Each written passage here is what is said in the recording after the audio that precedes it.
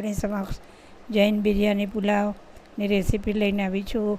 1 વાટકી રાંધેલા બાસમતી ચોખા, અડધી વાટકી લીલા વટાણા, 1 નંગ લીંચીનું સમારેલું ટામેટું, વઘાર માટે ઘી, 3 ચમચા 1 નંગ લીલું મરચું સમારેલું, 2 ચમચી સમારેલી કોબીજ, 1 ચમચી સમારેલું કાચું કેળું, 2 ચમચી સમારેલું ગાજર, અડધી ચમચી સમારેલી કોથમીર, સ્વાદ પ્રમાણે મીઠું, 1 ચમચી ગરમ મસાલો, 2 ચમચી બિરયાની પુલાવ જૈન મસાલો, 3 નંગ લવિંગ, 1 મોટો ટુકડો તજ, 1 ચમચી સિંગદાણા, અડધી વાડકી કાજુના ટુકડા અને બદામના ટુકડા, 1 નાની ચમચી કિસમિસ, ઉપરથી ભભરાવવા માટે દાડમના દાણા, અડધી વાટકી અને ચીઝ 1 ક્યુબ, ઝીણી સમારેલી કોથમીર અને ટામેટો કેચઅપ।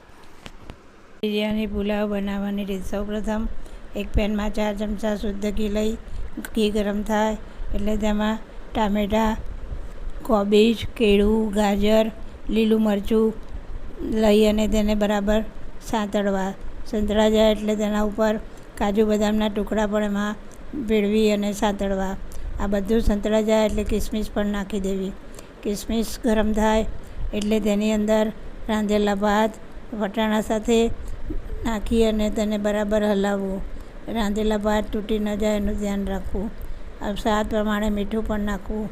ત્યાર પછી આ બધું સંતળાઈ જાય એટલે 1 ચમચી ગરમ મસાલો, 2 ચમચી બિરયાની પુલાવ જૈન મસાલો ઉમેરી અને બરાબર ધીમા તાપે તેને ચડવા દેવું અને ધીમા હાથે હલાવવું। આ બધું બરાબર મિક્સ થઈ જાય એટલે ગેસ બંધ કરી અને તેને સર્વિસ પ્લેટમાં પીરસી અને તેના ઉપર છીણેલું ચીઝ, ટામેટાં, દાડમના દાણા, કોથમીર નાખી અને સર્વ કરવું અને ટોમેટો કેચઅપ સાથે સર્વ કરવું।